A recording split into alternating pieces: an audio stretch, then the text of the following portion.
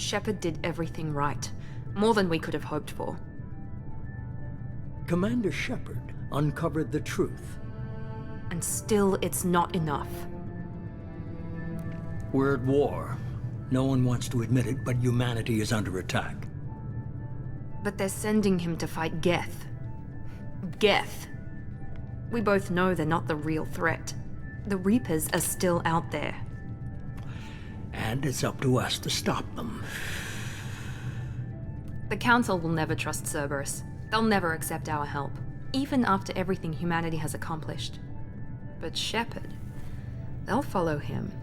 He's a hero, a bloody icon. But he's just one man. If we lose Shepard, humanity might well follow. Then see to it that we don't lose him.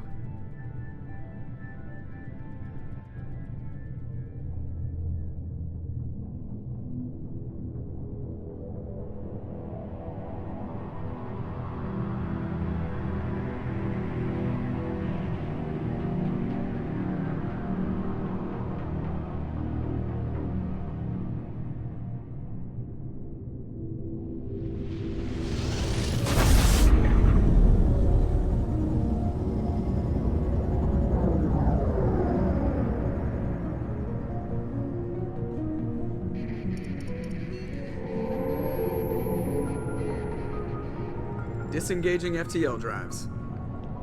Emission sinks active. Board is green. We are running silent. We're wasting our time. 4 days searching up and down this sector, and we haven't found any sign of Geth activity. 3 ships went missing here in the past month. Something happened to them. My money's on slavers. The Terminus system is crawling with them. Picking up something on the long-range scanner. Unidentified vessel. Looks like a cruiser. Doesn't match any known signatures. Cruiser is changing course. Now on intercept trajectory. Can't be. Stealth systems are engaged. There's no way a Geth ship could possibly... It's not the Geth. Brace for evasive maneuvers!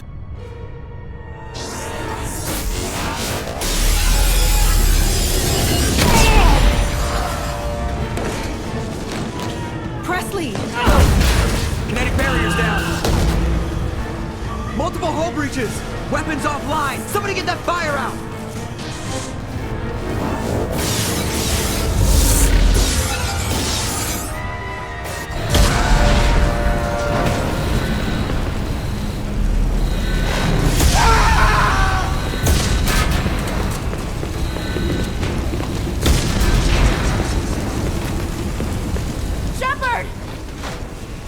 Distress beacon is ready for launch. Will the Alliance get here in time?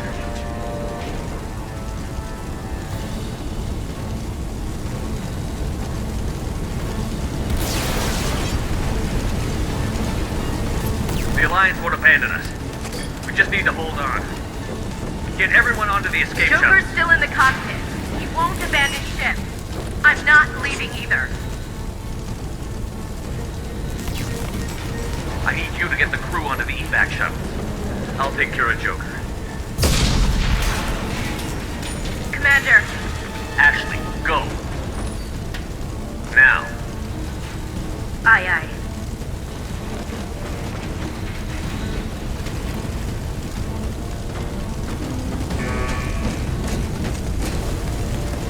Everybody in. Go, go, go!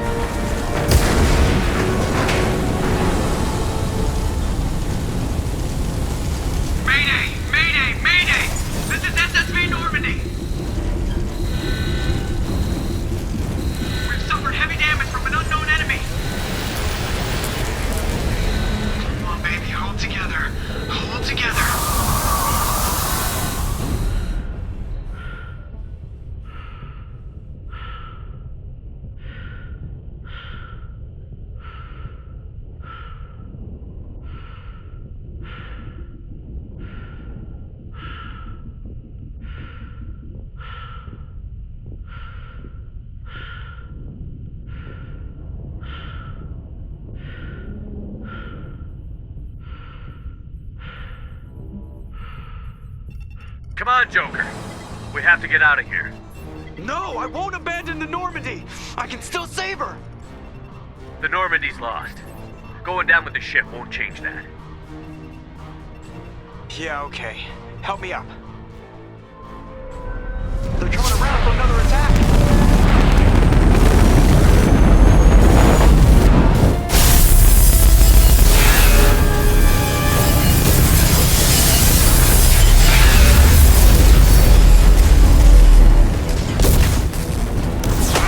Watch the arm!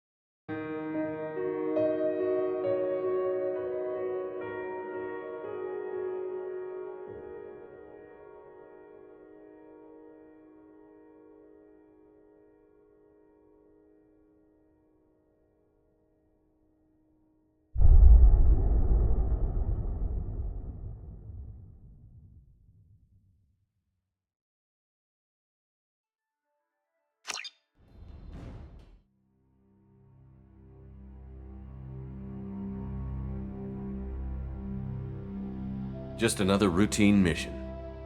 Why do they always say that before a mission? Of course it's routine. You haven't done anything yet. It's everything that happens along the way. The choices you make, the paths you choose, that turn the routine into anything but. Of course, that's how it started. A routine mission, answering a distress call.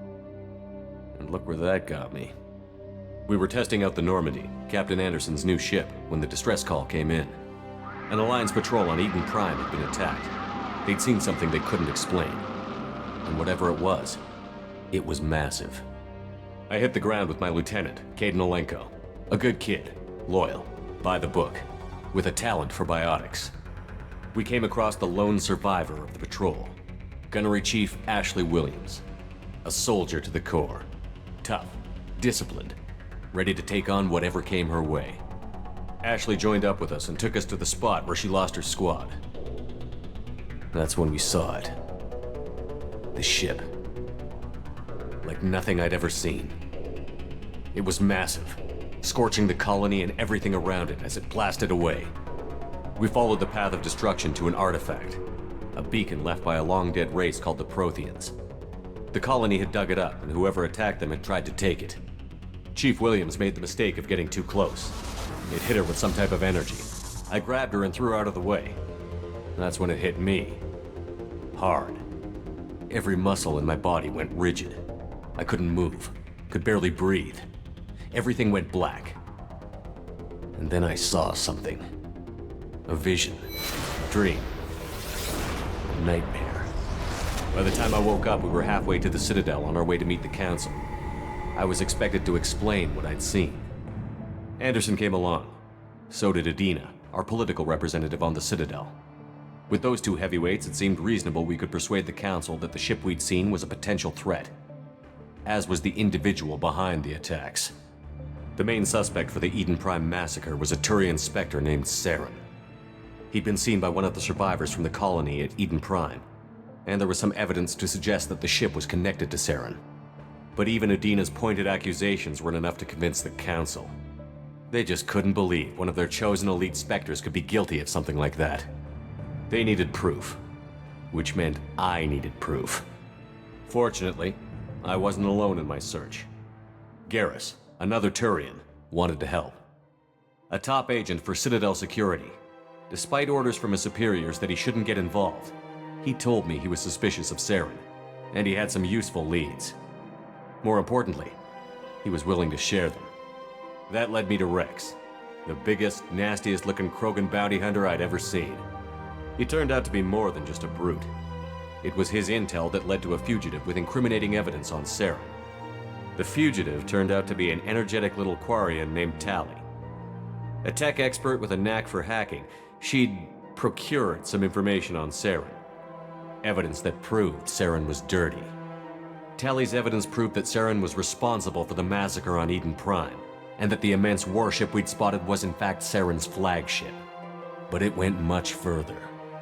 Saren was trying to find a way to bring back a race of sentient machines from dark space. Machines allegedly responsible for cleansing the galaxy of all organic life. These Reapers were blamed for wiping out all life 50,000 years ago, including the Protheans, then disappearing back through the mass relays to dark space, leaving no trace they'd ever been. That explained why Saren was after the beacon, and it made some sense out of my visions. But not much else. We couldn't convince the Council that the Reapers were a threat, but they agreed Saren had to be stopped. They stripped him of his Spectre status and gave me the honor of becoming the first human Spectre. My first task? Bring down Saren. Anderson decided to stay behind, giving up his ship, the Normandy. He told me I would need it more than he would. He also pointed me in a direction. Liara, a Prothean expert, adept in biotics, and maybe most importantly, daughter of Benezia, Saren's top lieutenant. And like most Asari, as beautiful as she is intelligent, and born with a unique ability to meld with other species. Liara was able to help me decipher some of the vision the beacon had given me. Nothing concrete, but it gave me some clues. And a new appreciation for the Asari. Her technique for accessing my vision was unexpected, but not at all unpleasant. Ashley was a little concerned about the connection I shared with Liara. As commander, I knew either relationship had the potential to interfere with the mission. I told Ash I wasn't interested in Liara. I had my eyes on someone else. But we agreed we wouldn't let it get in the way of our mission. Finding Saren. Thanks to Liara's help, we had our next lead, Benezia. Saren had taken her to Novaria, where he'd enslaved a dangerous race of insect-like creatures, the Rachni. He ordered Benezia to use the same technique Liara had used on me to extract information from the Rachni Queen. The Queen's drones were everywhere, and they weren't happy. We had to fight through hundreds of them to get to Benezia. By the time we arrived, Saren was gone, with the information. I tried to reason with Benezia, but Saren had indoctrinated her. He had somehow acquired the ability to control people's actions and wills. Benezia wouldn't surrender, and Liara was forced to watch her mother die in her arms. And I was left with an angry, dangerous Rachni Queen to deal with. She claimed her drones would do no harm if I released her. But the Rachni had terrorized the galaxy before. I couldn't do it. I wouldn't doom an entire species for past sins. And the Queen was true to her word. She left and took her army of drones with her. With Saren's top lieutenant dead, he was quickly running out of time and places to hide. I tracked him down at his base on Vermeer, but we soon learned it was more than a base of operations. It was a breeding ground. Saren was breeding an army of Krogan. He'd found a cure for the genophage, a disease inflicted on the Krogan to prevent them from breeding and taking over the galaxy. But the Krogan Saren was breeding were slaves, mindless beasts that obeyed Saren's will. I had to destroy the base, and all its research. Rex disagreed. Violently. Rex wanted the genophage cure for his people. I tried to convince him to help me destroy it, that these Krogan weren't real. But he wouldn't back down. Fortunately, Rex is smarter than he looks. He realized this wasn't the way to help his people, and that Saren was the real threat. When we finally got to the center of the base, I realized just how close Saren was to completing his plan. He was already in communication with the Reapers. Sovereign, Saren's flagship we'd all assumed was just a ship, was a Reaper. It spoke to me, threatened me. I could feel the menace it had for every living thing. It wanted me dead. It wanted us all dead. And I knew it was capable of doing just that. What I couldn't understand was why Saren would help it. But there was no time to think about it. Sovereign knew where we were. We had to destroy the base and get the hell out. I split up my team in 2 squads, sending Ash with one and Caden with the other as a distraction. We had a nuke, and we planned to use it. Before we could detonate the bomb, Saren showed up. We fought. I stalled him to make time for my team. And in talking to him, I realized the truth. It wasn't Saren who was indoctrinating everyone. It was Sovereign. The Reaper. And Saren was in deeper than all of them. He tried to convince me he was still in control, said he found a way to reduce the Reaper's influence, but he was kidding himself. Or believing the lies Sovereign was telling him. Before I could convince him to stop, he ran, leaving me just seconds to extract my squad mates. I tried, but I wasn't fast enough. I could only save one of them. Caden was a good man, and a great soldier. But I had to choose, and I chose Ash. That was the last time Saren would slip away from me. I knew then, the next time we met, one of us would die. With my team mostly intact, we chased Saren and his army to Ilos, a long-lost planet that had once belonged to the Protheans. As we prepared for what we knew would be a desperate fight, I spoke to my crew. We were just one ship, against Saren's growing army. I assured them all that despite the odds, we could defeat him. But Ash saw through my words. She knew I was hurting after Caden's death. She could sense my doubts. We both knew this mission could be our last. Until that moment, we'd put our feelings aside for the sake of that mission. But why wait? We gave in to each other, and it was perfect. While it lasted. We arrived on Ilos, close behind Saren. Once on the planet, we discovered a Prothean databank that helped me put the final pieces of my vision together. The Reapers had come 50,000 years ago, and every 50,000 years before that, each time purging the galaxy of life. The Protheans had fought and died, like every species before them. But a few survived long enough to leave a parting gift. The Protheans had discovered that the Citadel was the key to controlling the mass relays. By sabotaging the Citadel, they found a way to close the relays to dark space, slowing the Reaper's return, giving us the time we needed to find a solution to stop the Reapers once and for all. Saren knew this. He was leading his army to take control of the Citadel and re-establish the relays to dark space, bringing the waiting Reapers here to destroy us all. We followed him to the Citadel. It was intact, but heavily damaged. He had caught the Council fleets by surprise, and they were only now regrouping. And with Sovereign as his flagship, there was little hope the fleets could counterattack with enough strength to take back the Citadel. But Saren was done running, and I was done chasing him. As the Alliance and Citadel fleets battled Saren's army outside, I cornered the Turian bastard in the Citadel tower and confronted him. He died believing that the Reapers would save him. As I fought to regain control of the Citadel, the Council's flagship, the Destiny Ascension, fell under attack. Despite Saren's death, Sovereign and Saren's army continued to fight. The Council was aboard the Destiny Ascension, and they were requesting assistance. But I knew in order to help them, I would have to put our Human Alliance fleet in jeopardy. The Council had to be saved. They represented the hearts and minds of the galactic community. Without them, the fleets would be in disarray. Even with the Citadel back in my control, Saren defeated, and the Normandy leading the combined galactic fleet, the battle against Sovereign, a single Reaper, was relentless. It took the combined fleets of humanity and the other races, but in the end, Sovereign fell. But the costs were immense. While humanity's efforts in the war earned us our first seat on the Council, it was a hollow victory. The Reapers were still out there. I knew the fight was far from over, but as the one who'd led the fight against Saren, I was given new responsibilities. The choice of humanity's first counselor was left for me to decide. On the one hand, Udina, the lifetime politician. Ruthless and ambitious, he would easily navigate the political landmines that would soon be put in front of him. The other choice, Captain Anderson, the career soldier. Tough but fair, but a friend, and someone I could trust. Both great leaders in their own right. Anderson didn't want the job, which was a sure sign he'd be perfect for it. No ambition to get in the way. The war was over. The threat had passed. In time, the Council would rebuild itself. The Citadel could be repaired. Even the pain of lost friends would fade. But none of that mattered if the Reapers were still out there.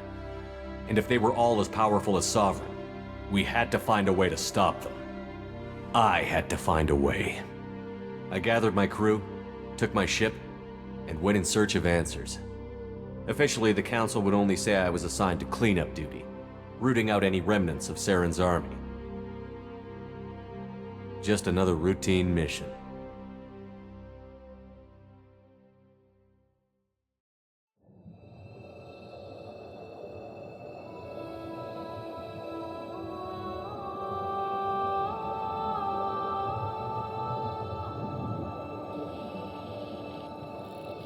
Commander Shepard has been recovered. The Lazarus Project will proceed as planned.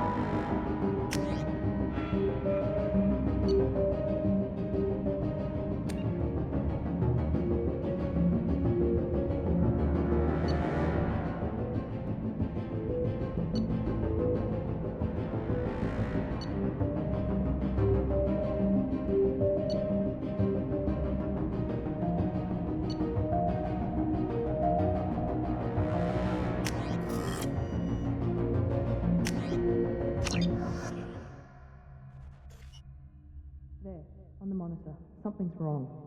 He's reacting to outside stimuli, showing an awareness of his surroundings. Oh my God, Miranda, I think he's waking up. Damn it, Wilson. He's not ready yet. Give him the sedative. Shepard, don't try to move. Just lie still. Try to stay calm. Heart rate's still climbing. Brain activity is off the charts. Stats pushing into the red zone. It's not working. Another dose. Now. Heart rate dropping. Stats falling back into normal range. That was too close. We almost lost him. I told you your estimates were off. Run the numbers again.